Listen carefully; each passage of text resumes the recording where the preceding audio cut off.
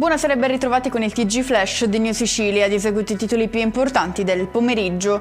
Trema ancora la terra nel Catanese, l'INGV segnala un nuovo sciame sismico sull'Etna con una scossa registrata nel pomeriggio a 2 km da Ragalna e un'altra nella zona di Militello in Val di Catania.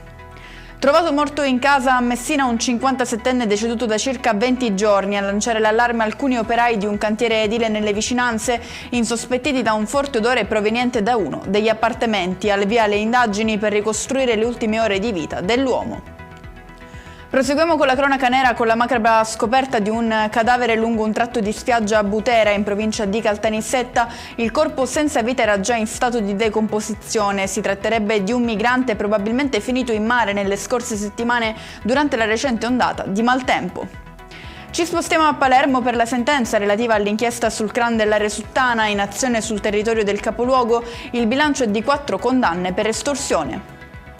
Chiudiamo con il meteo. Torna il maltempo in Sicilia. A sottolineare le previsioni avverse per domani sono gli esperti della Protezione Civile che hanno diramato un'allerta gialla sull'intera regione. E con questo è tutto, prossimo appuntamento domani alle 13:30. Grazie per averci seguito, buon proseguimento di serata.